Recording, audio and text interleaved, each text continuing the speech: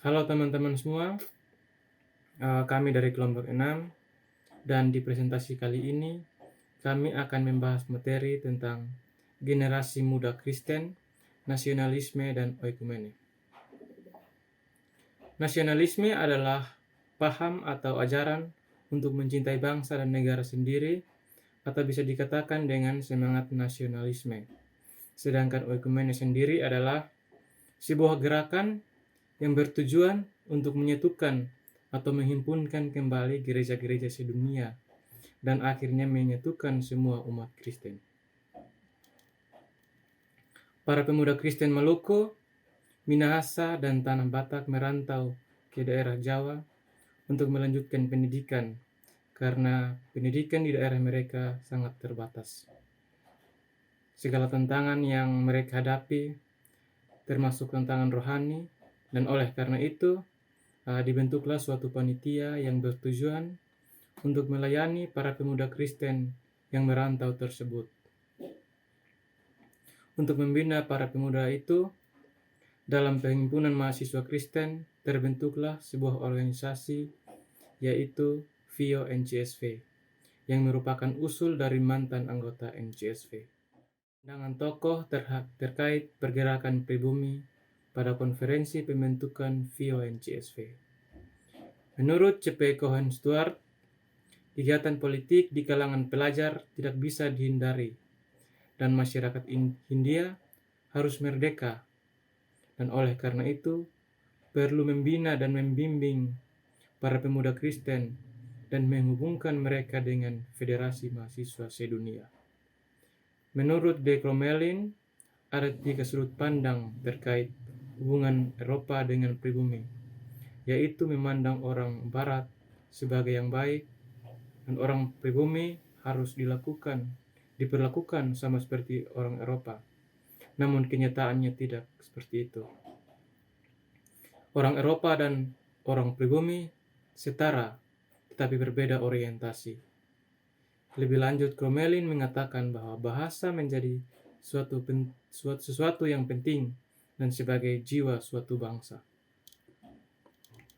Sejalan dengan pandangan Cohen Stuart, B.M. Schurman mengemukakan bahwa cita-cita nasional merupakan pergerakan kaum pribumi yang tidak dapat dihindari dan yang merupakan suatu bentuk kemandirian tanpa campur tangan orang Barat dan orang Timur.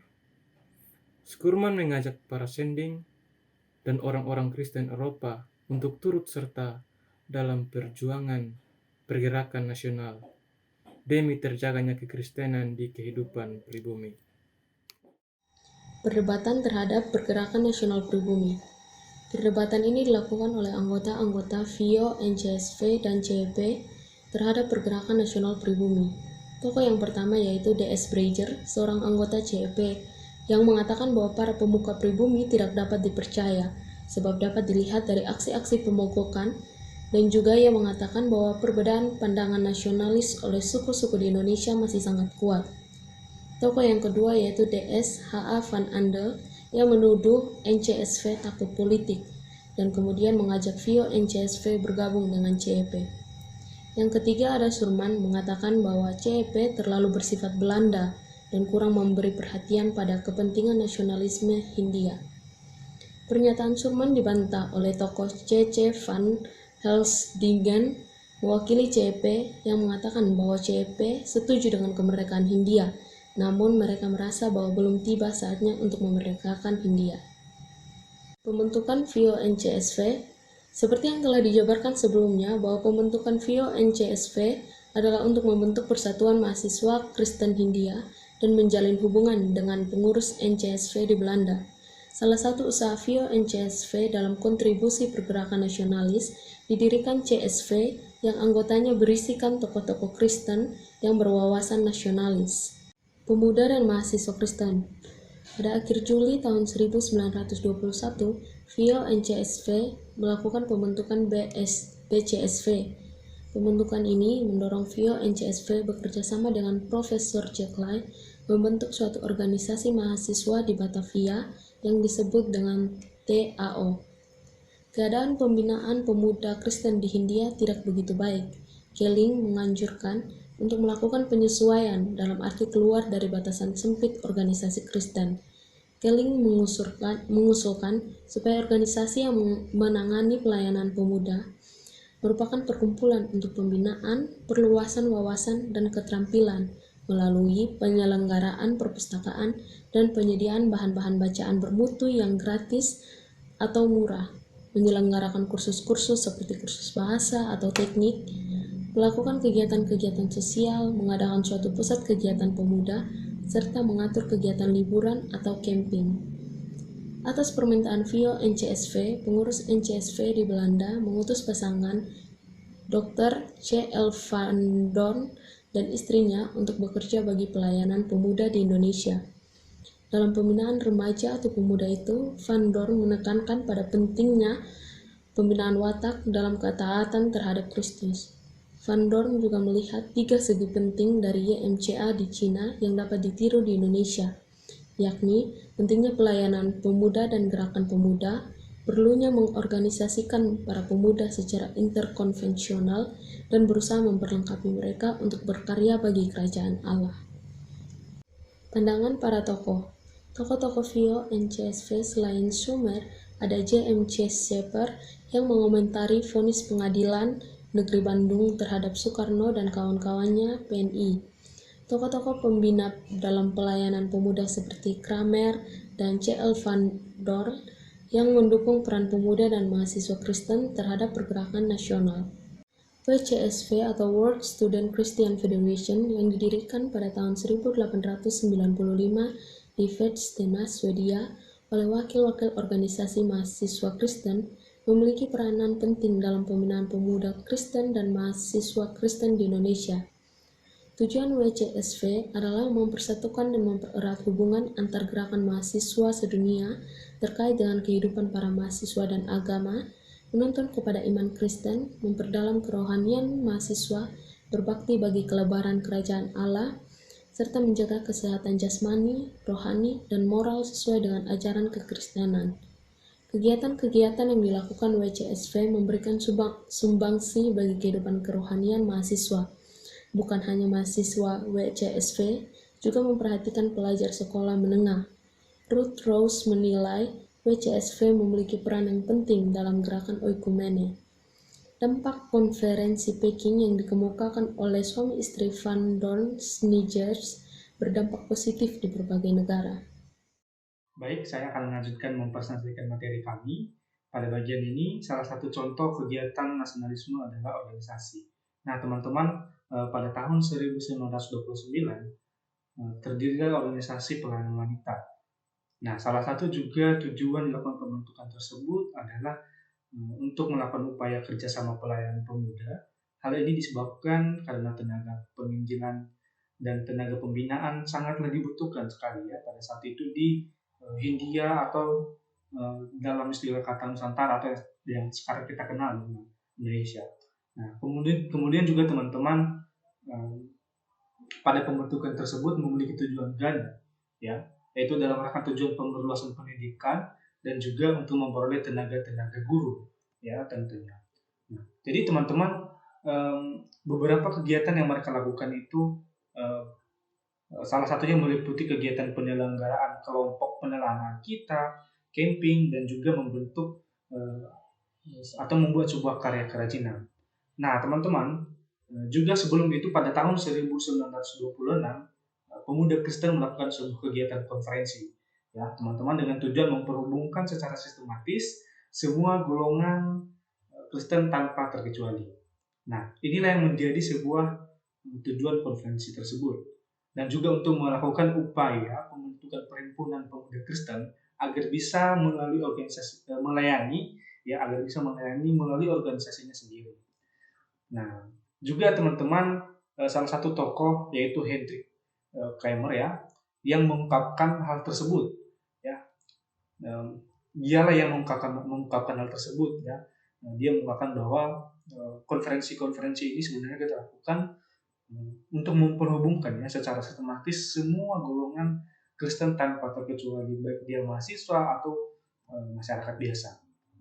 Nah, jadi teman-teman, ada juga salah satu tokoh pembina, pemuda, yaitu William Seed Smith. Nah, ini adalah salah satu tokoh pembina pemuda yang berasal dari Solo. Ia memberikan sebuah anggapan bahwa pentingnya juga memperhubungkan pelayanan pemuda ini karena untuk menyikapi masalah-masalah konkret yang terjadi dalam masyarakat ya tentunya, dan untuk pergerakan-pergerakan nasionalisme.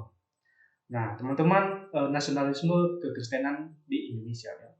Nah, teman-teman, pada bagian ini salah satu tokoh yang akan saya bahas tentang mereka para tokoh nasionalis kekristenan di Indonesia. Yang pertama adalah Tiendas. Nah, teman-teman, Tiendas ini adalah salah seorang pemuka organisasi mahasiswa Kristen Indonesia. Beliau ini berasal dari Minahasa. Ya. Gerakan-gerakan nasionalisme kekristenan yang dilakukan adalah yang pertama, ia mendirikan organisasi De Groteos. Nah, untuk mahasiswa asal Minahasa, Sangir, dan Ambon pada zaman itu. Dan pada tahun 1931, untuk melakukan pelayanan dan pekerjaannya, ya, pada tahun 1931, ia datang ke Tanah Batak untuk meninjau ya pelayanan kekristenan di Tanah Batak itu sendiri sebagai orientasi pekerjaan dan pelayanan. Dan ada juga salah satu teman-teman ya, juga pergerakan nasionalisme yang dia lakukan, yaitu ia berusaha untuk memperhubungkan pemuda Kristen dengan paham-paham kebangsaan. Nah, teman-teman, ini tentu merupakan sebuah tindakan-tindakan nasionalisme yang wajib kita ingat oleh para tokoh-tokoh kekristenan di Indonesia. Itu Tiendas. Nah, namun teman-teman, pada materi kali ini tidak hanya itu ya yang kami bahas, namun juga pergerakan-pergerakan nasionalisme dari tokoh Dr. Johannes Limina. Ya. Beliau ini adalah salah seorang tokoh yang berasal dari Latiri, Ambon, yang lahir pada tahun 1905. Ya, teman-teman, dia ini banyak sekali pergerakan-pergerakan nasionalisme ya. Yang pertama, ia aktif dalam organisasi pemuda Maluku dan juga aktif dalam organisasi lingkungan pemuda Kristen berwawasan Opimenes. Nah, teman-teman, ini merupakan sebuah kegiatan-kegiatan nasionalisme yang dilakukan oleh tokoh Dr. Johannes Leimena ya, teman-teman. Kemudian ia mencatat bahwa suatu tantangan bagi perwujudan gerakan pemuda yaitu hambatan tentang naluri kebangsaan, yang dimana sikap-sikap nasionalisme yang sangat sempit dan tertutup pada zaman itu. Nah, sebagai bentuk nasionalismenya, kekristenan Leimena ia menegaskan bahwa pentingnya agama bagi pembentukan moral dan budi pekerti, sebab perjuangan bangsa tidak hanya dilihat dari sisi kecerdasan, ya keterampilan, dan ketangkasannya dari beberapa aspek, namun juga dari sisi keberagaman, dia beragamanya, dan bersopan santunnya. Nah, teman-teman, dari kedua tokoh-tokoh nasionalisme kekristenan Indonesia itu sebenarnya mereka memiliki dua pemikiran bahwa mereka berpikir bahwa untuk menunjukkan dalam kalangan aktivis gerakan pemuda dan mahasiswa kekristenan pada masa itu telah dimulai suatu pendekatan baru bagi pihak kekristenan. Nah, terhadap pergerakan nasional, yaitu yang ditentukan oleh kesadaran diri untuk memperhubungkan iman Kristen dengan nasionalisme itu sendiri. Nah, teman-teman, kami pun memiliki beberapa tanggapan kritis, ya. Yaitu pertama, ini kami rangkum semua bahwa tanggapan kritis terkait pergerakan nasional yang berkembang di Indonesia. Pada saat itu ada tokoh-tokoh penting dan organisasi-organisasi yang memberikan kontribusi besar dalam pembinaan pemuda dan mahasiswa Kristen. Ya. Menurut kelompok kami, walaupun kolonialis Belanda yang sangat menyengsarakan rakyat pribumi, tetapi ada tokoh-tokoh yang dengan hati tulus mau membantu dan membimbing para pemuda mahasiswa Indonesia ke dalam suatu pemikiran akan pergerakan nasional yang luas dan dengan tetap berpegang pada iman Kristen dan menghadapi nilai-nilai Kristiani sebagai bagian integral dalam upaya-upaya pergerakan nasional. Nah, Teman-teman, kami juga memiliki kesimpulan bahwa kehadiran orang-orang Belanda yang terlibat dalam organisasi pemuda dan mahasiswa Kristen menolong pemuda dan mahasiswa Kristen Indonesia untuk memperkembangkan baik dalam organisasi maupun dalam pribadi setiap anggota organisasi, di mana mereka sangat ditekatkan dalam pembinaan watak dan kesadaran, ya teman-teman, untuk melakukan pelayanan melalui organisasi-organisasi yang dibina oleh tokoh-tokoh yang memberikan kontribusi yang besar bagi kekristenan. Nah, untuk menghadapi krisis dewasa yang ada di dalam suatu bangsa, lewat para pemuda dan mahasiswa Kristen, sehingga mampu memperhubungkan kemerdekaan nasional dengan iman Kristen, di mana fokus utama adalah untuk menerapkan prinsip-prinsip kekristenan dalam menghadapi masalah-masalah sosial dan juga berkaitan dengan pergerakan nasional. Baik teman-teman, sekian presentasi video, presentasi dalam bentuk video kami dari kelompok 6. Sekian dan terima kasih.